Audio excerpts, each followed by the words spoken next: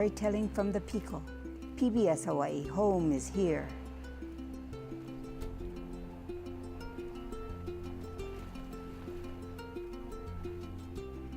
Local broadcasts of Insights on PBS Hawaiʻi are made possible by the support of viewers like you. Mahalo, and by Carl Smith Ball, providing legal services throughout Hawaii and the Pacific since 1857, making a positive difference in the communities where we live and work. With many people in Hawaii living longer, our golden years are turning out to be golden decades. So what will it take to make sure you're living well in the long term? It's much more than just 401ks and pensions. From staying active and connected to finding new purpose, there's a lot to think about, and it's never too early or too late to prepare. Tonight's live broadcast and live stream of Insights on PBS Hawaiʻi start now.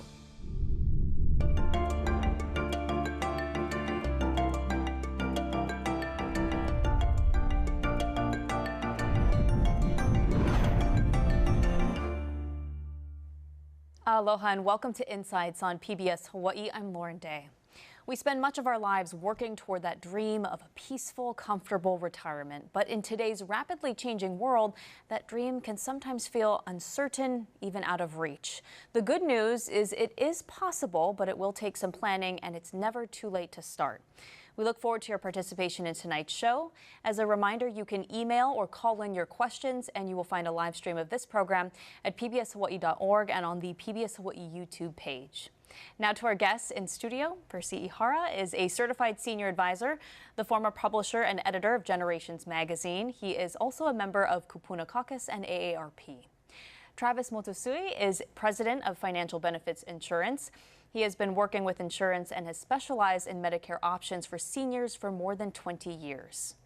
Paik is YMCA of Honolulu's association leader of Kupuna Strategy and Services and also serves as the executive director at the Kaimuki Waialae YMCA. Derrick Ariyoshi leads the City and County of Honolulu's Elderly Affairs Division. It helps seniors, persons with disabilities, and caregivers with applying for government benefits, as well as making informed decisions about long-term care needs. Thank you all so much for being here. We've got an hour to talk about this very important topic. I want to go around the table. Let's first start. What are some of the top concerns that you hear when people come to you and say, I'm planning for retirement? What are some of those concerns that they often bring up? Derrick, I'm looking at you. You're on my right, so I'll pick with you first, Sure, and then we'll just go around the table. Not a problem. I would say either pre-planning for retirement or just being an older adult or caregiver in general. The abundance, it's a two-sided coin. The abundance of resources and programs are out in the community. The landscape is ever-changing, the funding as well. So navigating and understanding and recognizing what services and supports are in the community and trying to fit that to the needs of our pre-retirees, our kupuna, caregivers, and the matchmaking is the challenge.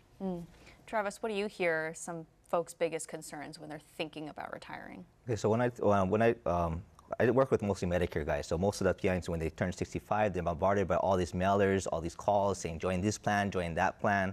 So they have all these questions about what is good, what is not good. All depends on in terms of what their situation is as well. And Isu, what do you hear? Yeah, it makes a lot of sense what they've said. What we hear are people thinking about their health and wellness. They think that now that their job used to be their whole life, and if they're retiring, what does that mean for themselves in terms of their physical activity? What do they belong to? What their identity is? And so there's a lot of concern with their holistic health. What would you say, Percy? Well, I deal with younger pre-retirees, like I'm 65 now, and in dealing with my friends' parents and dealing with caregiving. So as Derrick said, it's hard to navigate, find these resources out there. There's a ton of resources out there that a lot of people don't know about. And so they have to educate themselves, and that's the biggest thing, is where to find them, how to find them. Go to workshops. There's a lot of workshops around town. Join ARP, volunteer, and there's so many programs, but they have to get out and be proactive out there. And you have to really try and find the resources out there. But they have to realize that we're all getting older. I've been in this industry since I was 42 years old. I'm 65 now. I never thought about being called a kupuna now. But so a lot of people in my age, they need to start realizing, as you get older, we have to start planning ahead of time, because I still work and a lot of people are not working. but they got to start planning that out. What does that life look like down the road? Do you guys feel like the retirement age is shifting? People may be working longer just with the cost of living, Hawaii being so expensive. Anyone can weigh in. I would say for sure. So when you look at the trends and the data, Hawaii always ranks on the top of average age of their workforce. And it's no surprise why that is, right? With the high cost of living, largely fixed income for our kupuna, out of necessity, you have individuals having to work longer, but not only longer, multiple jobs. And that's just to maintain your everyday living essentials, a roof above your head, food on your table. So it's one of those necessities, right, to live in paradise, if you will, right? And folks struggle in that. You know, all four of you have worked in this industry. You all are experts at it. With the cost of living rapidly changing, especially in the last couple of years, curious to hear how maybe that has shifted folks' concerns and maybe even worries when it comes to this topic. Well, I think it's a serious topic, and people, well, mainly they don't realize they're going to live a lot longer than they probably thought they would. Inflation, the cost of living has gone up, cost of housing has gone up, whether you're renting or you own. Cost of utilities is going up. So they really have to think down the road, and I try to counsel families that you have to think down the road. And it's a major problem, major issue that people need to take it to heart. We see people coming in seeking resources, but accessing our YMCA as a nonprofit with financial assistance inquiries, with joining because of their health care plan offers free or reduced access. So they're very excited to come in. They'll sit down, make friends, but then they'll talk about the cost of eggs. They'll talk about the cost of their groceries and how extraordinary it is now and how hard it is. And then we'll see, rather than them leaving to go home and to go garden, do whatever, they're going to work. They're going to a part-time job as well. Travis, curious, I'll throw this question at you, but anyone else, feel free to jump in. What misconceptions do you think are out there about retirement? Retirement? A lot of times people, for like Medicare stuff, or for Medicare stuff, a lot of times people think that, you know, some things are free, everything is free for Medicare. Some people think it's free. I know some people think that everything is covered under that. Also that I know some small business owners are looking forward to getting Medicare because it's a lot more affordable versus paying for their group medical on their own. You know, so everyone is different on that side too. Do you have tips for our kupuna who are trying to navigate Medicare, Medicaid, that whole situation, and they don't know where to begin? I would think you just talk to a licensed broker, just because a broker can be able to help decide, help you apply for Medicare A and B.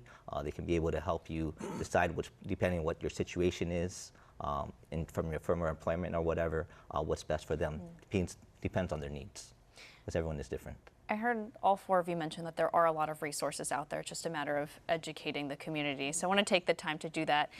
Derrick, I'll start with you. What are some of those programs that you mentioned that are out there to help our kupuna? Maybe I could reframe that question too. So, Sure. you know, when we talk about the needs of kupuna, right, we try and narrow down and segment the population outside of our larger community, right? But the needs of our kupuna is the same as yours, mine, and everyone here, right?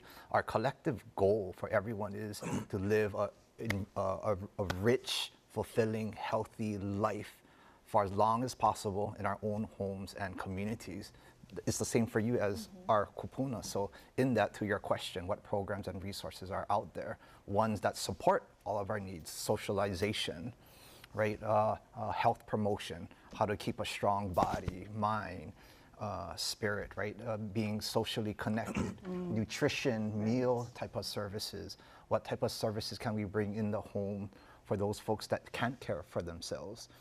Whether it be bathing type of services, right? Chore services are just a few. So there are a good number. And I think in our discussion today, we'll probably tease out some of those and make those connections. And are these free programs for community members, or do you have to pay for them, or does it vary? I'll speak to the programs that we administer. Federal and state monies. They're called Kupuna Care programs and Older Americans Act programs. Our program, yes, is free for older adults. We have sister agencies in each county government. But if folks are eligible, meeting 60 years of age or older, and they meet some of the eligibility criteria for those in-home services that I mentioned, like bathing, meaning they have to have some level of disability, which we go into the home and we screen for, and we think it's appropriate and they're eligible, yes, it's free. And we have other programs that the eligibility is not as stringent as having a disability, like our congregate meal program. Yeah, I'll tail off Isu, that. Yeah, Isu, Thank you. yeah. Thanks to partners like the City and County Elderly Affairs Division. At the YMCA's, we have, it's called Kupuna Food and Fun program, where they come together, they have a wellness presentation from external resources to come in and give them pertinent topics that keep them healthy and full of joy, answer questions, such as this program. And then partnering with Hawaii Meals on Wheels to come in and bring free meals to them. And for some, it's their only meal where there's sharing with somebody. For others, it's a time to reconnect with really good friends and to stay for a long time and drain that coffee pot at the Y.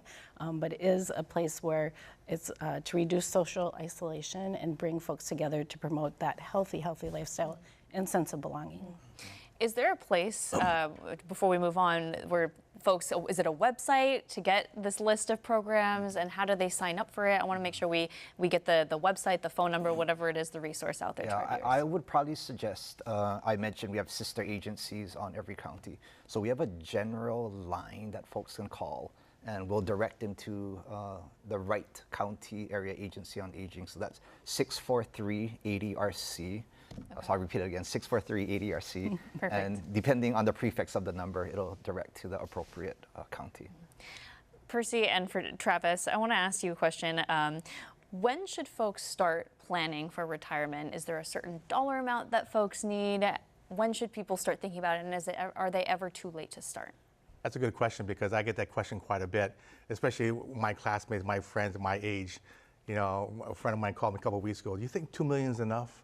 I said, well, it's really hard to say. I don't know your lifestyle, I don't know your spending habits, but that's been thrown around online quite a bit, $2 million. But I really think you have to really look at, if you're married, your spouse, what kind of retirement income you're going to have, whether you're going to have a pension, annuity, or your Social Security. You really got to think about, to me, long-term care is going to be one of the biggest expenditures you're going to have. So you need to plan for long-term care down the road. And that's one of the biggest issues I've been talking about for years. But I want to go back to the question you had earlier about resources. Your website, you still have the ADRC website? That ADRC.org has a website with a lot of resources. My old magazine, generations808.com, has a lot of resources there. And of course, ARP has them. But from a financial point of view, everybody's different. You know, whether you're renting or own a property. But I think one of the most important things to enjoy life and making sure you take care at the end is having some kind of a long-term care plan. Because you can spend a lot of money on it. If you look at the care home costs, you look at if you have dementia, memory care costs, it's very, very high. So that's kind of a scary thought to me. Travis, anything you'd add to that? I think for me, it's you want to probably apply. You can never too early to look into different things. But some of my clients talk to me maybe 2 years before. I'll say probably a good thing, maybe 3 months before they turn 65 is a good time to start looking into the things. I want to get your response from, we have a comment on Facebook, so feel free to weigh in. I'm going to read the comment. This is not a question, but a viewer comment. This person is saying, I wish I knew that my estimated Social Security income amount would fluctuate with my annual income. It's not only about the years you've worked. It gives higher pay to consistently higher income earners who are more likely to not need their Social Security income as much as lower income earners. Well, your Social Security doesn't fluctuate. It will always go up a little by little, depending on the Social Security Administration. So I don't know. I don't think it fluctuates, and I'm not aware of it being fluctuating. I know it'll stabilize, and then every year, whatever it goes up percentage-wise. A few years ago, when I went for 5.96%, last year when I went at 1.3 or something like that, I would tap into the Social Security Administration here, call the office here, but. Social Security, as you saw this morning's paper, it's a worry. So this comment was on, we posted a Facebook question. I should have read that first, but we posted a Facebook question that said, what's your best advice to someone planning for retirement? So before I read some of those viewer comments and get you guys to respond, why don't I just have you answer that question first? So for the four of you, what is something that you wish you knew about retirement, maybe before you guys got into this industry, and what is your best advice now for someone looking to retire? why I tell my friends, when you want to retire, don't have a mortgage payment. Pay off your mortgage as fast as possible if you plan on staying there for the rest of your life. Because when you retire, you have less income. It's going to be pretty set income. But having that mortgage payment every month is very critical in how you're going to be able to plan out your retirement. So that's my best tip I tell people. I think thinking about the financial health and wealth of your portfolio is crucial. And then I also think of the other part of health as being the wealth that you accumulate even before retirement. So retirement shouldn't be scary and thinking of you right off to the sunset. It should be thinking of riding that next wave into the next chapter of your life and bringing your whole self there by taking care of yourself. So ensuring that you have a space of activity, ensuring that you have a social network and circle to rely on, just to take care of yourself physically, mentally, socially, as well as financially. To me, it's just making sure you have the right plan for the Medicare side, because if you have the right plan, make sure you have, then you can make sure you're financially stable. What do you mean by right plan?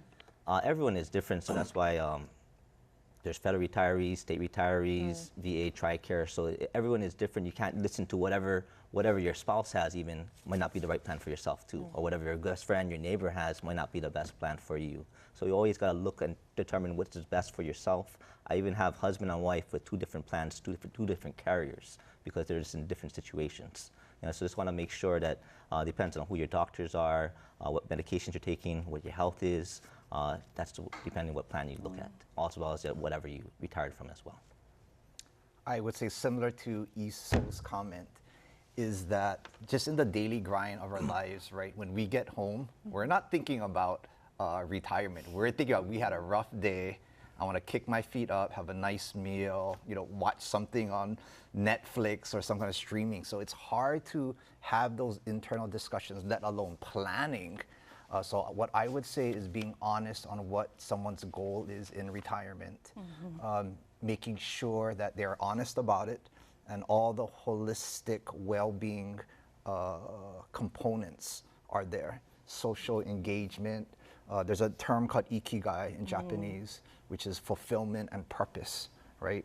Where we're in the grind, we're not thinking about purpose in retirement. We're talking about taking our foot off the pedal most of the time. But quite the opposite is when you have individuals that live a rich and healthy and engaged lifestyle, you have purpose in life.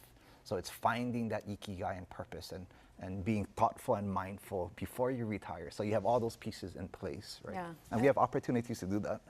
I love that. I'm going to read some of the viewer comments to that question, and then would love to open up to the panel to weigh in on some of those comments. I won't get to all of them, but I'll just read a few. Some of them include, I'd wish I'd known that I would live that long. I would have planned differently. Have a plan what you're going to do. If not, keep working. Save, save, save as much as you can, when you can, and while you can. This person said, my advice is don't do it. I miss working and being around people so much. Plan and execute. Do your home renovations, kitchen and bathroom for handicap assist care. Do all your major dental work. Book your dream vacation. Get a cake and wish everyone by go. I didn't want to read all of them, but curious, feel free to weigh on any of those comments. That's a big thing. People are going to live longer than we maybe want to. Medications are good. We know more about technology and procedures and surgeries. It's going to live longer. We're the oldest state in the country. And it's something that we have to understand, that plan ahead. I'm always being proactive and plan ahead for your healthcare needs. I love that last comment about staying active and do the things now. And shouldn't we do that every day? Staying active in a way that fulfills you and keep going and understand that all you have is today, so what a great day. And then you wake up and then hopefully it's the next day with that same plan. And again, using your life to engage with others, finding your sense of purpose. If you're missing work and you're done with your work phase, then what about volunteering and plugging in to other areas that make sense to you, that bring you joy? Maybe it's something completely unrelated to your work. Maybe you're going to do something that you wish you had always done, and there's still time to do that. One of the comments I read was, "Don't do it. I miss working," or "I miss being around people so much." Love to get the two of you's thoughts on that one. You kind of touched on this, but just on how retirement, you age, how that can have a mental impact on folks. Could you talk to that side of retirement? Right. The sense of loneliness and isolation on Hawaii, can be completely overwhelming. So I guess it's time to be brave and step out, get to know your neighbors, join, if it's not the YMCA, join something that will, a faith-based organization, something that will help you be around people. You don't have to be the superstar in the front row of the activity, but just be around, sit, listen, watch, and I guarantee something will organically grow from being around others. Just like us at this table, I guarantee we're going to be having conversations after this time. Something grows by being with other humans. We need each other, and we're naturally connected to each other. Well said. I would say, despite the challenges of the pandemic, there are some blessings in that too. And exactly like Isu said, is that what we learned with a lot of the social distancing mandates is the importance of the human need of social connectivity. So we received an increase in the types of calls, anxiety, depression from Kupuna, being cut off from any social contact. So it's as fundamental human need as food, as water, being able to have a connection and relationship with other people. So those types of programs are important. Yeah. Like YMCA's congregate meal programs, combining meals with intentional social engagement activities, whether it be our senior centers, our parks and recreation senior clubs. On the surface, it feels like the feel-goods, Laurie. Yeah, but really, there's a fundamental human need in being connected to people. There's that strong sense of collectivism here too, where we're looking out for each other. And so my statement about just try getting out and you'll find somebody, I guarantee. And the sense of taking care of each other here is quite tremendous as well. This viewer has a question wanting us to kind of backpedal a little bit, Percy, to what you said a few minutes ago. He's asking you to define what you meant by the $2 million remark. This person saying, who has $2 million? Maybe you can expand on that topic. Well, I've been in the financial world for many, many years, and I work with a lot of financial advisors, and that's something that was brought up many years ago, probably about 10, 15 years ago, about what is that round number. So that's just a number that was thrown out there many years ago, and if you go online, you'll see that kind of bit. But yeah, in Hawaii, I mean, it doesn't happen very often. But aside from the numbers part, like the YMCA with Derrick, it is really about quality of life. It's really about socializing. It's really about getting out. I was actually at the YMCA today playing pickleball before I came here. It's a lot of fun, but socialization in quality of life is not, I mean, you can have $1 million, but if you don't take care of your health, if you don't take care of your mind, your body, and your family, what is the money worth? So everybody has a different goal. I think everybody should have a financial advisor to work on that, because I'm not a financial advisor, but you need to kind of plan that out, because everybody's different. Everybody's different. We have one viewer who wrote in and says, by the time most people retire, they also might become caregivers to their own parents. So while we're planning retirement for ourselves, we also have to plan financially for the possibility of getting a care home. It seems more complicated and competitive these days. What would your advice be? Anyone feel free to weigh in on this one. Well, 2010, there were about 100 companies selling long-term care insurance. Today is under 10. And so that will tell you why the company's not doing it anymore, because the cost of care is going up. And that's why their programs are so important. But dealing with family, I went through that a little bit with my parents. They both passed away in the last couple of years. But yeah, caregiving resources is probably the #1 thing that people are looking for today, in my personal opinion. Your viewer brings up a good point, is that you have lifespan and you have health span. The two get confused sometimes. Hawaii consistently across the nation has the longest lifespan. I think last I checked, it was average 80 years. So you play the numbers game, right? The caller is right, is that as we pre-plan our retirement, we have to be mindful. As part of that pre-retirement is also the likelihood of us being a caregiver for a loved one. So in that, there's never enough resources to take care of the total needs of everyone. It's the built community, right? So we supplement what we can as far as government services and programs, nonprofits. We have programs that we contract out. Alzheimer's Hawaii is one. Catholic Charities Hawaii they do caregiver support services. So offering caregiver courses, support groups, because so much of the problem is just, Lauren, burnout from caregivers. And that by nature then has negative health impacts on the caregiver themselves. I said, just again, researching what resources are available.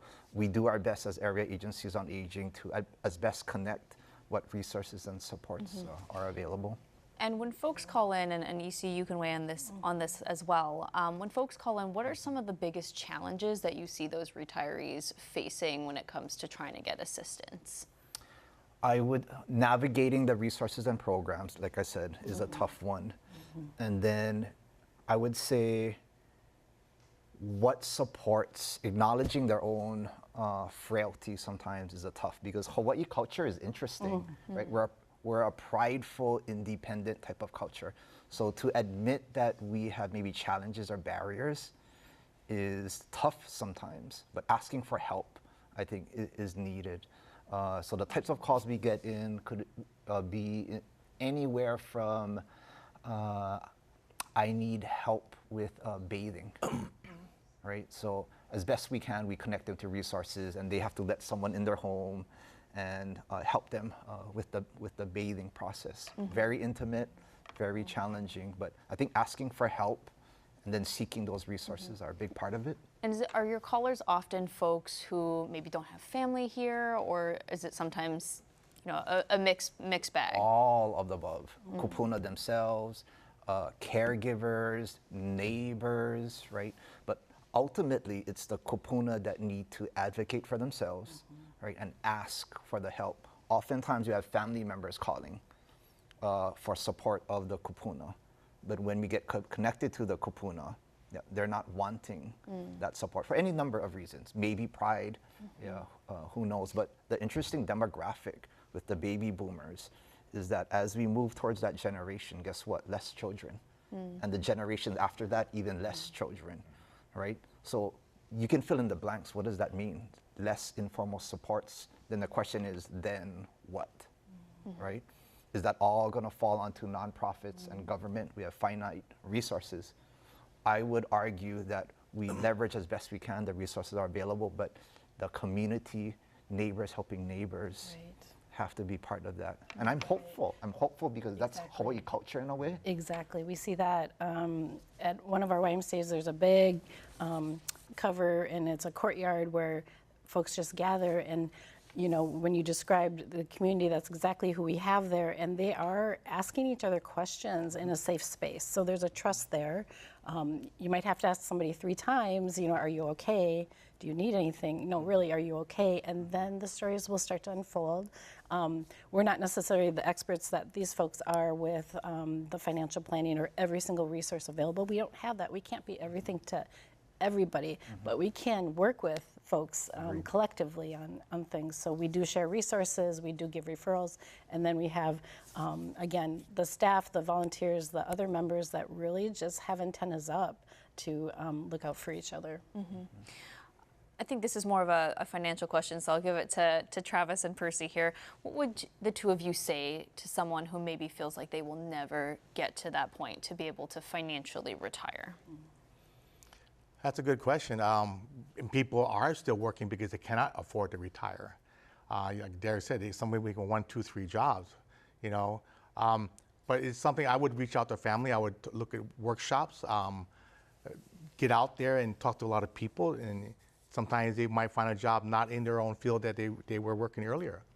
But they got to be their own advocate. They got to want to get out there and talk to people and find different resources out there. I believe in volunteering. And like I said, from a financial point of view, there's some programs out there that the state or city can probably provide for financial service, but it's really about you have to take it upon you have to take it upon yourself to research and find and ask questions and look around town for different things. It is costly in Hawaii. Or ask for family support. Travis, anything you would add to that? There's a lot of different kind of programs. Like there's a state program, Medicaid could be able to help if you have really low incomes. And that there's also if you need help with medications. There's low-income subsidy programs from the federal can help you pay for your prescription drugs. There's also Medicare savings program that can help pay for your Medicare Part B as well. So they just got to make sure you're aware of all these kind of programs, even with your medications. So sometimes there's a place that you can go and find manufacturer discounts as well, and you can sometimes make that medication, which I had some of my clients paying like 20%, which was $1,000 a month. They're now paying zero. So the different kind of programs that are out there for you. Can one of you maybe talk about affordable housing options out there for a kupuna who may need it, who don't own a home? What's out there for them? That's a good question. There's not a whole lot of resources out there. I know Catholic Charities has done some projects for senior living. I know Neighbor Island, there was a few projects on the Neighbor Island for senior living, but housing is a major issue. I'm a little biased being in government, so of course I'm going to give a shout out to our administration, but I think rightly so. I know for Mayor Blangiardi, that's on the top of his agenda and list as far as building more housing inventory for our broader population, but specifically to Kupuna. So under his administration, we've opened under the city several Kupuna housing properties, and they're working hard to develop more. I know on the state side, Hawaii Public Housing Authority is doing the same, but we live on an island, right? We're limited as far as the footprint, our geographic footprint, right? So there's not much more you can go besides vertical. So that's where you see a lot of our Kupuna housing properties are more high-rise in nature. They're trying to do smart designs where within the property itself, they're being intentional on shared community space, where those properties are located so that we can be connected to other programs and services, and in a community feeling like a community, right? But housing is always going to be a challenge. The cost of living is always going to be, but we cannot take our foot off the pedal in the attempt to make a dent and help. Rick from Kapolei wrote in and said, in school they never taught us how to retire. They teach you how to get a job, raise a family, but not about retiring. Maybe we need to start the conversation earlier. So my question to the four of you, what would be your ideal when we would start this conversation with our community? I just did a class for junior achievement where I went into class for the all day teaching third graders about financial planning. I belong to the Financial Planners Association, and we do that twice a year, I believe once a year. And it's great. You're right, we have to start educating our kids about financial planning, retirement planning. In fact, my own son, who's 20, we tell him, what's life going to be when you get your job, when you finish college, and can you afford a vacation? How can you afford a car that you want? And so it's really, really important. We got to start with education early. How about just combining intergenerational opportunities, right? Where we're educating the pre-retirees, Kupuna lessons learned with our keiki, right? Then in that effort, they're learning off of each other, inspiring each other. So I like that idea. That makes a lot of sense. I like that idea. We have to educate them. Would the two of you, Isu and Travis, have an ideal when we could start, teaching our community about this a little bit earlier? Yeah, I agree with what the panel's already said in regards to we need to talk about this more and not be fear-based about it and thinking like, oh, I'll deal with it later. Thinking about how to have conversations with each other around their best practices and what they're doing. And agree that, I'm thinking back to my own schooling and I don't think we even figured out how to write checks back then, So yeah, I agree. Speaking of education, I'll ask this question. This viewer called in and asked, do we have any non-financial pre-retirement workshops? We have workshops about Medicare and Social Security, but what about something for the non-financial side of retirement? Non-financial side. I would say we have a lot of caregiving type of programs. That's not in the area of financial per se. I would say health promotion programs. You want to speak to your health promotion program? Well, yeah, I was thinking about what that meant by non-financial programs, but Yeah, so at YMCA, at all the locations, we have something for everybody in terms of, again, how to take care of yourself now that your future self will thank you for. So what can you do that interests you, that you have accountability, that you enjoy, and you don't have to do rigorous exercise, 7 days a week. You can find a 2 to 3 days something that will keep you going. You can do other things that don't necessarily require a place. You could, get outside and just movement is key. Walk around, get to know your neighbors, and just stay active. Travis, is there anything that you wish folks asked you before they hit the retirement age, if they could have? Anything that I wish, just hopefully they can. Everyone's different, so hopefully they can be able to consult a person in terms of what is best for them, in terms of let's see, What about the rest of you? Anything if you could wind the clock back, if they could ask you something before they hit retirement, something that would have been crucial to know before that point, what would that question be? I call it financial gerontology. Many years ago, I saw it at a conference in 2010, where financial gerontologists, as you get ready to retire, understanding what's going to look like. You're going to have a fixed income. You're not going to have your work friends anymore. You need to stay active. I just think you have to be your own. I got into business at 42, so I had to learn about retirement and everything. So I got some certifications. I took classes. I went to workshops. I went to conferences just to see what other people are doing. And that's why I found Derrick many years ago working on these federal programs for seniors. The state has a lot of programs. I love the Y. They have Tai Chi, they have yoga, if you go to the Y in the daytime, it is filled with people, active people. And I just started playing pickleball, and it is crowded over there, besides all the basketball players and swimming. So just so many things you can do. But I think you need to go out and look at it, talk to people. What are other people doing? I think there's a question there too about, will I be happy? What is that going to look like? What will make me happy for the future when I retire, and what's my lifestyle going to be? Who's going to be my core group of friends? Where am I going to live? Like all those components coming together. And again, you don't have to have this huge portfolio of things. You just have to have the right surroundings. Derrick, anything you would add to that? Yeah, we're picking up some themes here. I would say in the planning process, don't plan for the best version of yourself in retirement. It's planning for the realistic possibilities of what could happen. But those are tough conversations. I don't want to see myself with the possibility of my own mortality or frailty or all those other difficult things. But it's important to do because that's the reality of life. So I think as we ask those questions and be honest with ourselves, right, it's going to require us to have those questions like lifestyle, right? If our goal is to be able to and recognize that our income is going to be smaller, it's going to be fixed, I have to be honest with myself that I can't maintain possibly the lifestyle, including, and I get it, it's hard, the living, housing, accommodations. Yeah. So if we can have those honest conversations with ourselves and honest in what our goals are, then you back into that, right? Is, okay, what type of lifestyle do I have to adjust or modify? Do I have to we across the country, there's a reason why we rank the highest as far as multi-generational families, right? But that's a conversation that we have to have maybe with our families, right? Not protect our children sometimes from those conversations. Most definitely. I'll read this viewer's question and then feel free anybody to weigh in. For people who don't qualify for Medicare, is there any financial assistance out there if privately owned care homes are their only option? It is so expensive.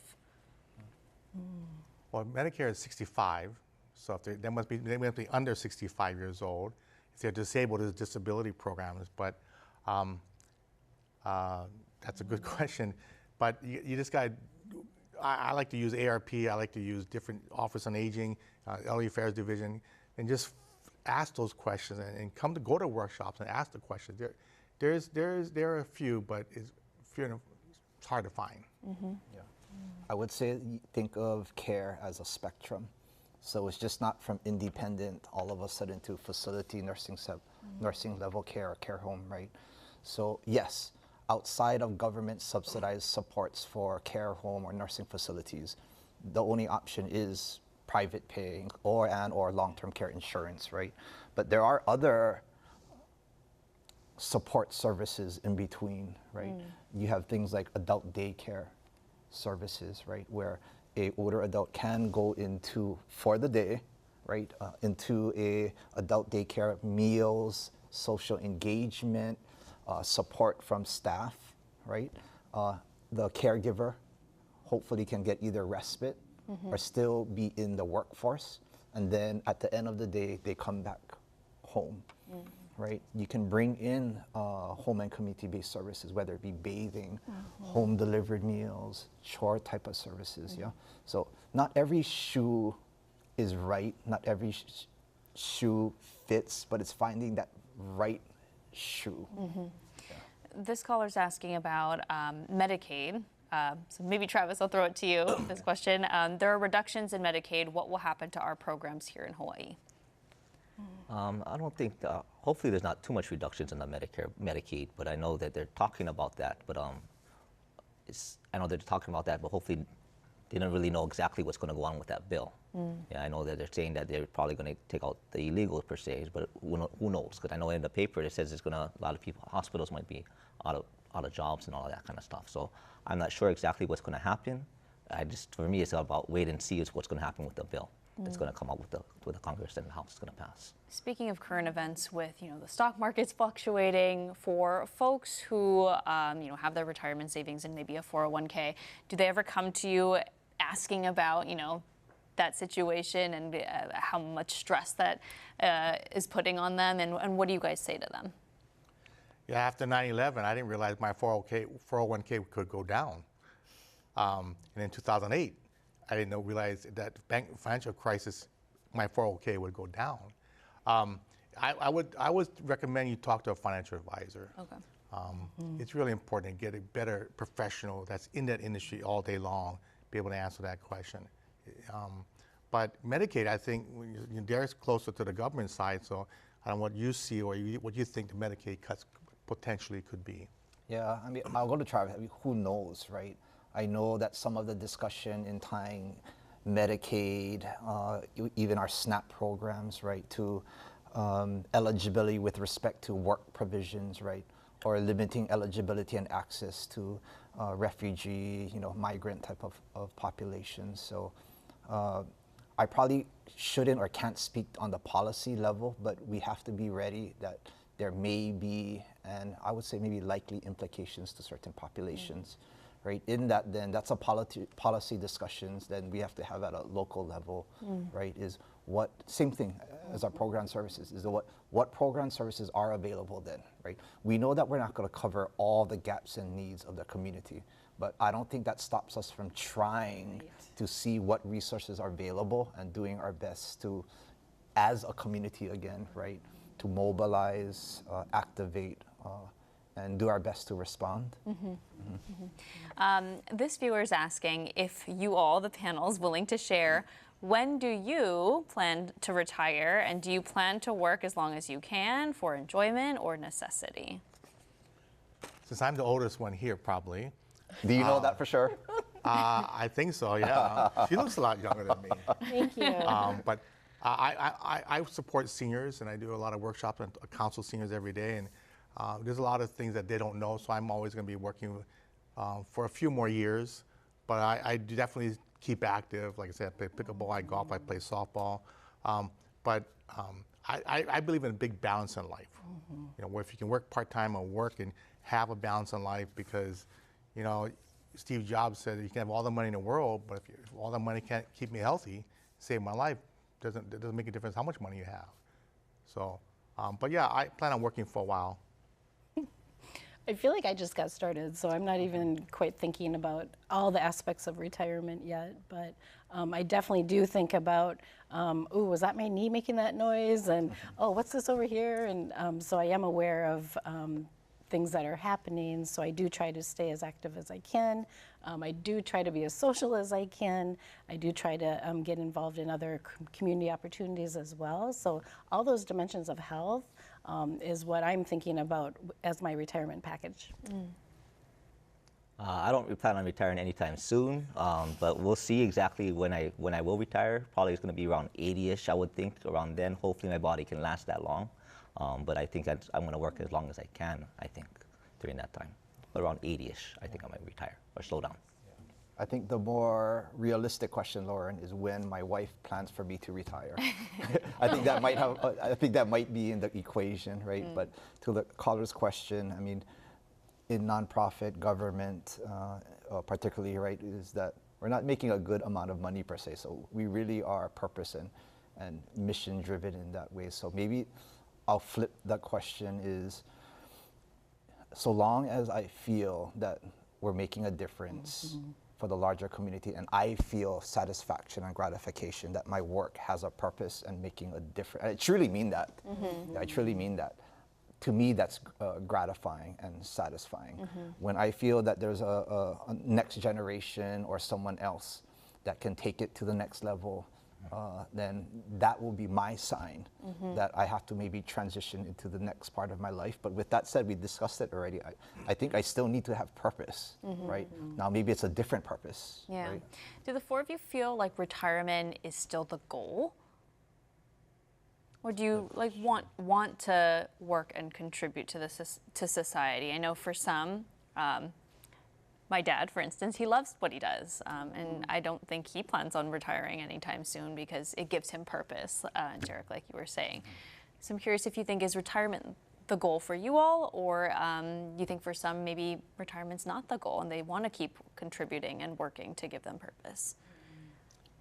As long as we can contribute, like I said, like they were saying, my purpose is to really support seniors in Hawaii with all my background, my education, my knowledge about what's going on in the state. But I like I said, I believe in balance. So I try to play some sport almost every day and spend time with my family. But yeah, I love what I do. I love working with seniors. It's the best job working with seniors. Probably Derrick will tell you the same thing. It's great. It's a wonderful community to be part of. Yeah. I think that I'm thinking about the word retirement, and I'm thinking of what I hear, outside my door, outside my office, of like, retirement is either the end game and then it's quiet, and then retirement is you're busier than ever. So what can that look like? I'm hopeful that folks will still find their meaningful self in the world after they're done with whatever job they punched in and punched out on, because there's so much to do. We just alluded to a lot of it, of how we can work together to make communities stronger, and I'm sure that that will happen as soon as we can get a few things rolling. But I really do think that an active retirement means, again, linking arms and doing more work to look out for each other. Derrick, question for you on maybe some resources for retirees who maybe they retired and say what they had planned for seems to be falling short. Are there any programs or resources for those folks? Falling short. What? Financially. Oh, fine. Given the cost of living, everything going up, maybe it seems like the pot is running dry. Like what's out there for them? I think a couple strategies to that. So we have workforce networks and programs. So American Job Center, for instance, each island has that, right? So I would probably steer them to directions, see what job opportunities as second careers possibly they could fit into. And it may require our seniors or Kupuna to reinvent themselves too, and having the courage to do that. Yeah. But I go back to your other question about retiring. Isu said it right. Who are we to subscribe in the definition of what retirement is, right? I would argue that I want to be the owner, the captain of that ship on how I define retirement. Many of our kupuna in retirement are more busy than they were in the workforce. Yeah, so I would say that not to bottle ourselves up in subscribing what retirement is, and we be the captain of how we define that. Yeah. Because no one else will. No one else will. Yep. I like that. I want to try to get through a few more viewer questions before we wrap up our show with the last couple of minutes.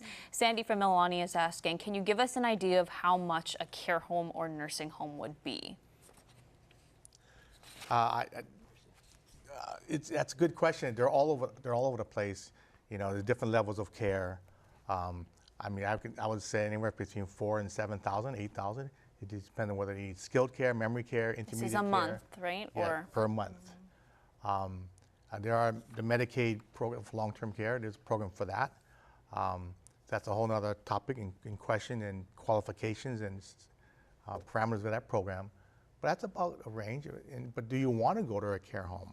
A lot of people want to go to an adult daycare first if they can qualify, or receive care in their home.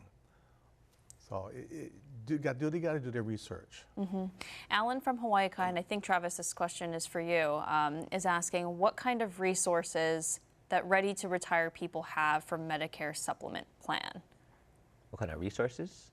Well, for Medicare supplemental plans, there's Medicare Advantage, Medicare supplemental plans. Medicare supplemental plans is a good thing. That means you just have original Medicare, and then you have something to supplement that original Medicare to cover those gaps. And there's many different supplemental plans out there. So it's a matter. There's like the G1, which is popular, the N plan, which is the second popular. There's also a high deductible G plan, which people look at. So all of those things is a matter of what their tolerance is in terms of how much they're willing to pay. In terms of, We talked about a lot of different resources and programs out there. Are there any that we didn't mention that you want to make sure our viewers know about? Anything that is top of mind that you find to be a very valuable resource for our kupuna? Well, I think Catholic Charities does a great job. They have a lot of different programs. Project Donna, they do caregiver training. There's Give Me a Break that supports caregivers. The Caregiver Foundation that does a lot of different things for families and caregivers. Like I said, the Y has got tremendous programs out there. Lana Keeler Senior Center, which is the largest and busiest senior center in the state. So all of those. I would say for us, Retired Senior Volunteer Program, or RSVP. So what it is, it's a project that recruits kupuna older adults and taps into their passions and skill sets and interests and matches them into volunteer opportunities at nonprofits, governments, That's cool. DMV. So I would offer and highlight that program, Retired Senior Volunteer Program. And is that another one of those to go to that website, or is that how do you sign up? Yeah, for these? we administer that program, and each county has a RSVP program. Yeah. I think of the Kupuna Collective. It's a network of that brings agencies that work with Kupuna together. It's not necessarily a resource that an individual could scroll and find someone easily, but it's definitely a resource so folks know that we are working together collaboratively in formal and informal settings through that network. Are there any last tips when it comes to retirement that you want to make sure our viewers are aware of before we wrap up? Like I said, I'm a big believer in being proactive, educating yourself, go to workshops. I tell everybody join ARP. I was an ARP member at 43, I believe. You don't get services until you're 50, but a lot of great workshops out there. Read the paper, read the magazines, and just educate yourself. Be proactive and be your own advocate out there, because it is difficult. And I told my family, as you get older, it's going to get harder. So we need to have family around us and listen to workshops and shows like this. Lauren, it's fantastic. And I'll let everyone weigh in, but as you mentioned, educating yourself on retirement, is there anything that really surprised you maybe in the education process, that even though you work in the industry, what was the most surprising thing that you learned? Cost of long-term care. That is a big one. I mentioned this many, many years ago, that long-term care and caregiving is going to be the biggest financial and social crisis we're going to face this century. Everybody at some point is going to be a caregiver or need care ourselves. And it's something that I'm a big believer we have to start planning for that. We have to have the conversation with our family, with our spouses. Medicare, Medicaid is great, Social Security is great, but you can't depend on that. So be your own advocate and find the resources out there. Call the city, state agencies, join the Y, great things. I have a few thoughts. So first of all, isn't it great we're all aging? Yeah. And second, you're not alone in this process, I would emphasize. Third, no one's going to do it but you. You have to be your own advocate. You have to be brave and bold and ask lots of questions. There's no silly question when it is in regard to your health and wellness. And then finally, let's do it. Get out there and do it. I just want to make sure you get out there, make sure you educate yourself, make sure you find out about all the plans that's out there. Make sure you, make sure you socialize. Make sure you plan well. Pretty much. I'm going to double up with Isu's energy, right? Is that sometimes when we talk about the silver tsunami, right? It's about this looming negative social economic drain that's hovering over all of us. And in that negativity and despair, it can be paralysis sometimes, right? I'm not going to even try. Yeah, I'm not going to even try. But I would switch that paradigm and say there's so much opportunity despite the challenges. Our kupuna are awesome. They're talented, energized, wanting to give back, right? So that would be my suggestion, is take care of yourself now so that you can give back in retirement. And we know that's a good recipe for fulfillment and satisfaction, is that when we take it away from ourselves and we look for the opportunities to give back to others, a lot of fulfillment and satisfaction, and just maybe positive health outcomes. I love that. That's a good note to wrap up on. But really quickly before we go, one more plug for the website for the resources that we mentioned at the start of the show. HawaiiADRC.org. ADRC, Aging and Disability Resource Center. Perfect. Yep. Thank you so much. And thank you to all of you for joining us tonight. Also want to thank our viewers as well for tuning in and writing in your questions. Thank you to our guests, Certified Senior Advisor Percy Ihara and Isu Paik from the YMCA of Honolulu. Also Travis Motosue from Financial Benefits Insurance and Derrick Ariyoshi from the city's Elderly Affairs Division. Quick reminder, next week, Oahu's jail update. The state is putting millions into plans for a new facility, but not everyone supports the move. Yet with overcrowding and aging facilities, something needs to be done. So what options are out there? Please join us then. I'm Lauren Day for Insights on PBS Hawaii. Have a great night.